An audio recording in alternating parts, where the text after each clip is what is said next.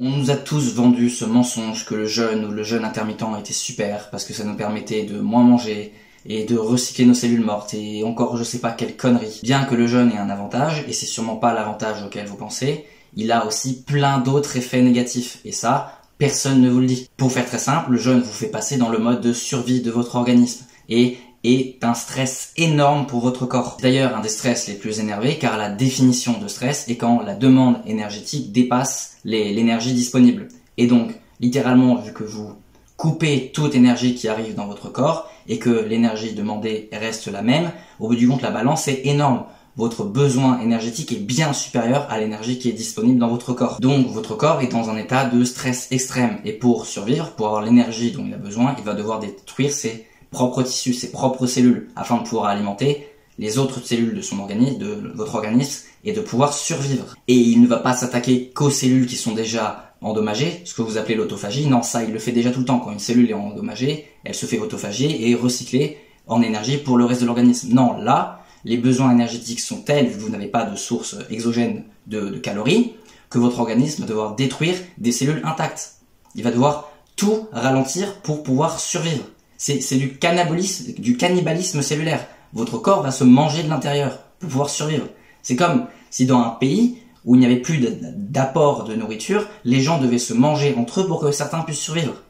C'est ça, mais à l'échelle de vos cellules. Et après, il y a ceux qui vont me dire oui, mais c'est un bon stress parce qu'après le corps, il revient plus fort, il revient plus préparé pour affronter d'autres périodes de jeûne et la vie de tous les jours. Oui, votre corps, il va être plus préparé et à affronter d'autres périodes de jeûne. Et comment il fait pour affronter d'autres périodes de jeûne? Vous croyez qu'il va reconstruire plein de masse musculaire, accélérer son métabolisme? Bien sûr que non.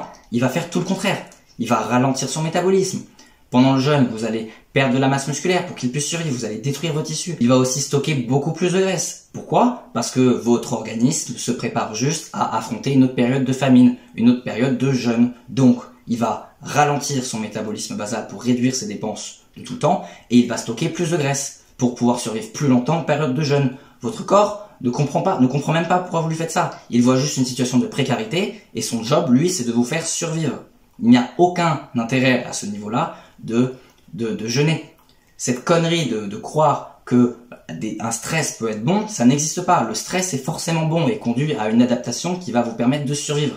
Mais ce n'est pas bon pour votre santé. Et c'est factuel ce que je dis. Les gens qui jeûnent fréquemment, même du jeûne intermittent tous les jours, perdent de leur masse musculaire et leur métabolisme basal ralentit. Et ils ont plus tendance à stocker de graisse. Alors ils ne stockeront pas forcément de graisse parce que en général les gens qui font ça sont constamment en déficit calorique, ce qui met le corps dans une sacrée panade par ailleurs, mais votre métabolisme basal ralentit et vous perdez de la masse musculaire, ce qui n'est absolument pas bon. Et vous ne détruisez pas que de la masse musculaire, vous détruisez tous vos tissus. Vous pouvez détruire des parties de vos articulations, vous allez perdre de la densité osseuse, de la masse musculaire comme je l'ai dit, vos organes, certains organes vont pouvoir s'atrophier. C'est une catastrophe, vous détruisez petit à petit votre corps de l'intérieur et littéralement votre nombre de cellules diminue.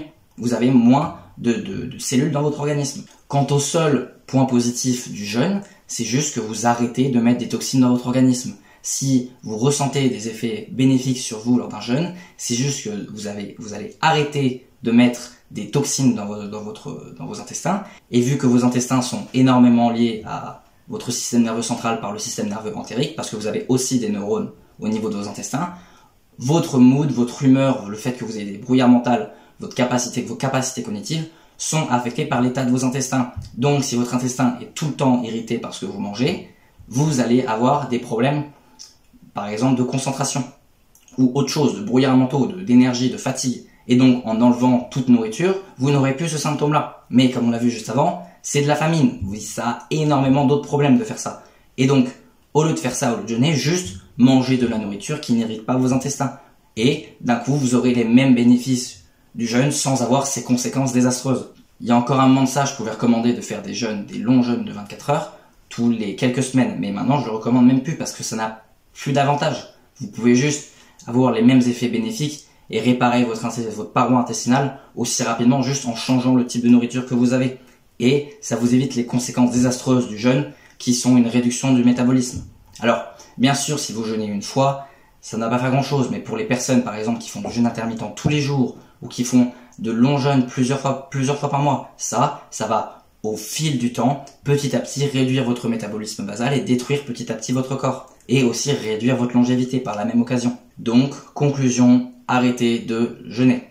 Le seul cas où vous pourrez jeûner, c'est si vous n'avez pas accès à de la nourriture au moins de moyenne qualité. Si vous ne pouvez manger par exemple que des fast-foods ou ce genre de nourriture, il vaut mieux louper un repas, bien sûr. Par contre, si vous avez accès par exemple à la nourriture moyenne comme des feuilles, ce que j'appelle des nourritures de survie comme les graines, les légumineuses, les feuilles, pourquoi pas, ça dépend. C'est à vous de voir la quantité, on va dire pendant combien de temps vous n'allez pas pouvoir manger. Dans ce cas-là, oui, parce que la restriction calorique est aussi très dangereuse.